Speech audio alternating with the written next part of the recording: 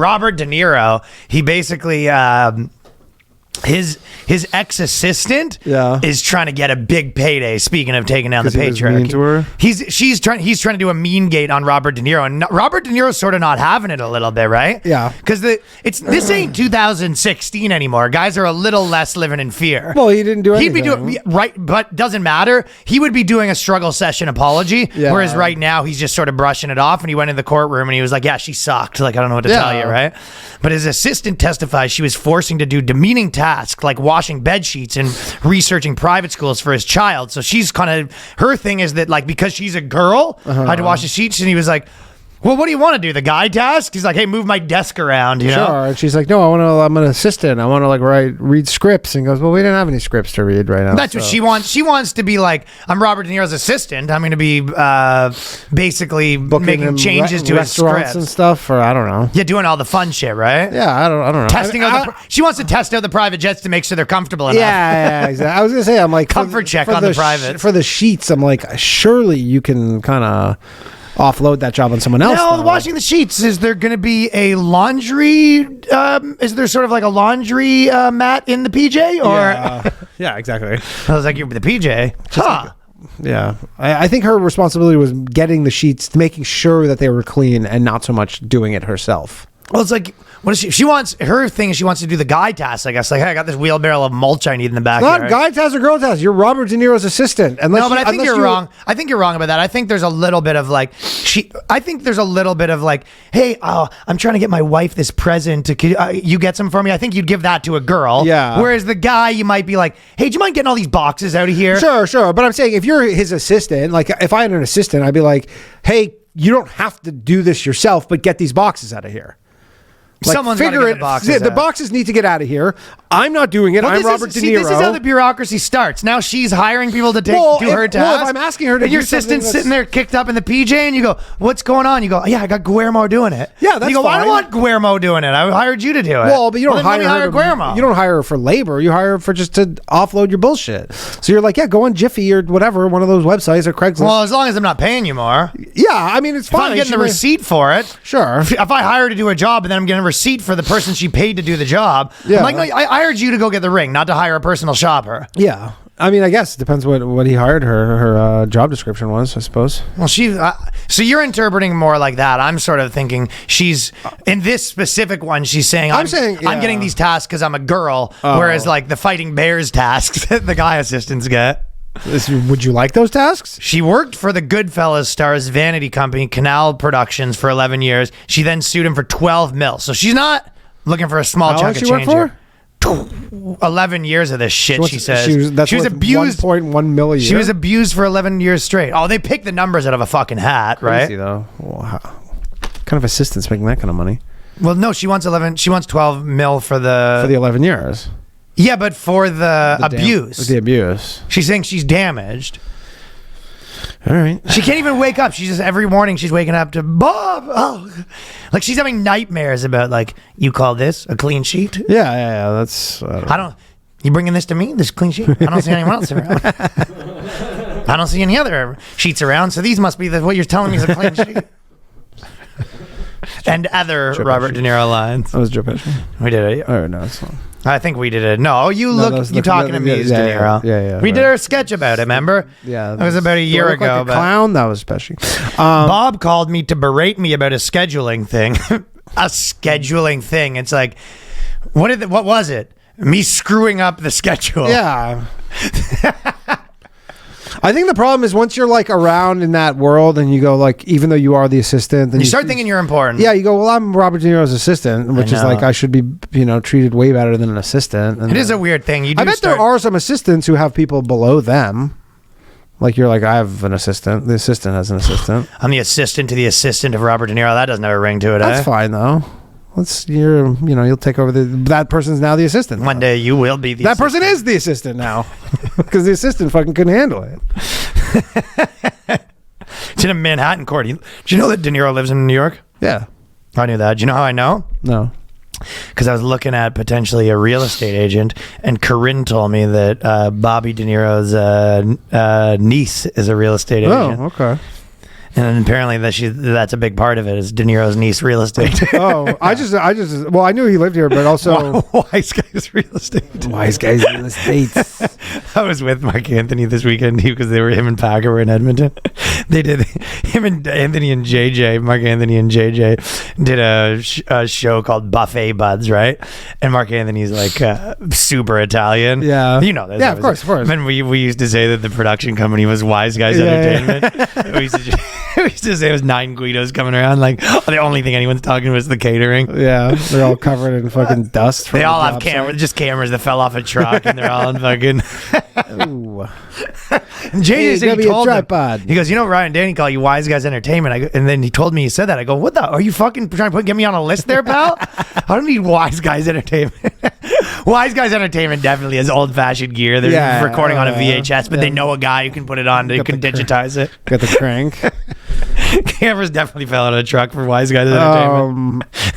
Yeah, I was saying with the Robert De Niro thing though, this guy who I follow on Twitter who's like hangs out and doesn't hang out. He's like a court reporter. He's like an independent court reporter, and he was the guy who was covering the Sam Bankman-Fried trial.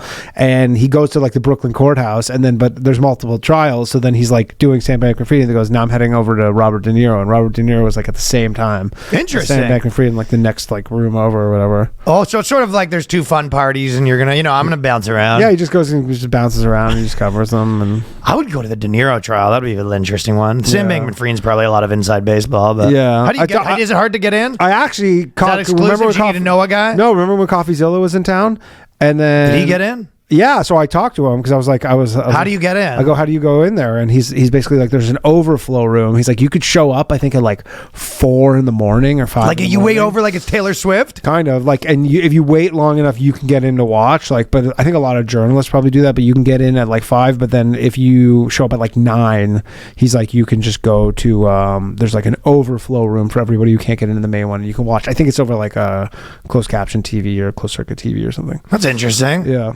I mean, people just do that, like, just for. I think people do that for entertainment, and then this guy does it like he's. If I was old and retired, that's a fun thing to do for like a 70-year-old. You and the boys just go to the Bobby trial. Yeah, just go watch some or SBF or whatever, or like, I mean, Puff Daddy. You want to catch the SBF matinee? I mean, it's like some of the craziest trials in America happen at that courthouse because that's Epstein must have been a real. People are probably camping out to get. Well, it is because that's a federal in Brooklyn. That's where Shkreli's thing was, and Shkreli went too actually, but that's a federal courthouse. So all the big things like probably El Chapo and all those things. I don't want to go to El Chapo. I don't want to be seen there. Yeah, are happening at that courthouse. I don't want to. Yeah, that'd be too dangerous for me. Yeah.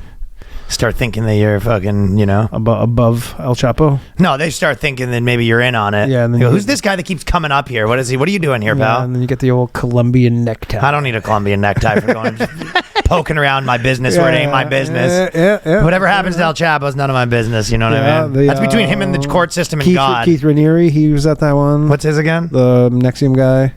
Ooh, they're all there. Like literally. You want to go to one? Yeah, I'll be down. Like the biggest trials in a we can maybe bring. Is De Niro done? Okay, let's go to the next one. Yeah, we'll go to Shkreli. We'll all go down. Let's go to the next good one. Yeah, that'll be a fun podcast to do too. Yeah, for sure.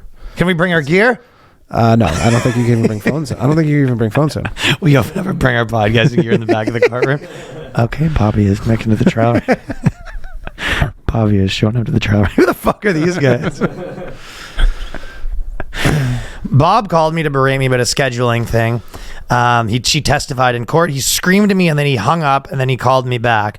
So I will say it's sort of the same thing as Jimmy Fallon, though. There is a bit of women are putting a stop to all bad bosses because when it was just guys in the workforce, you could get away with anything. Now that girls are infiltrated every single job, you can't do the same sort of shit that you can pull with a woman. No, definitely not. I mean, again, it's like, what are the, like, unless you had a very set job description and shows these are all the things I'm responsible for. And then, but again, like every job's like that where someone will be like, hey, can you do this? This needs to be done.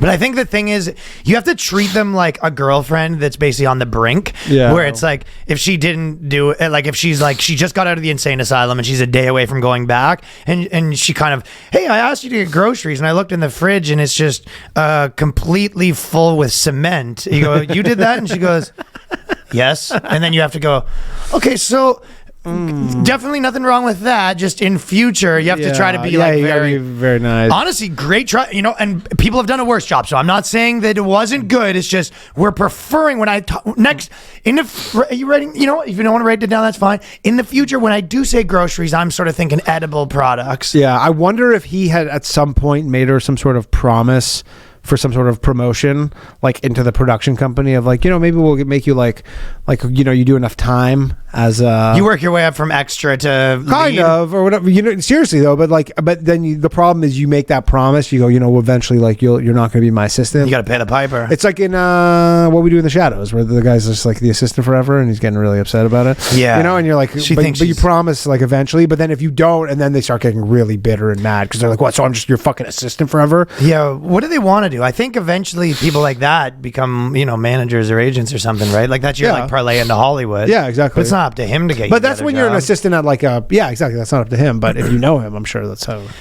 Attorney pressed Robinson on why she never filed a formal harassment complaint despite being the point person for these types of issues involving other employees of the customer. And she said she didn't file the paperwork because she feared retaliation from Deniro. So that she's painting the picture that, you know, it's going to be raining lightning and Deniro's at your glass window. I mean, you hear retaliation from Robert De Niro. You're sleeping with the fishes. That's what you think.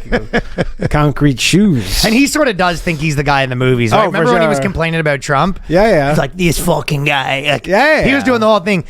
This guy, he's so fucking orangey. Yeah. You're getting it from him. You're getting.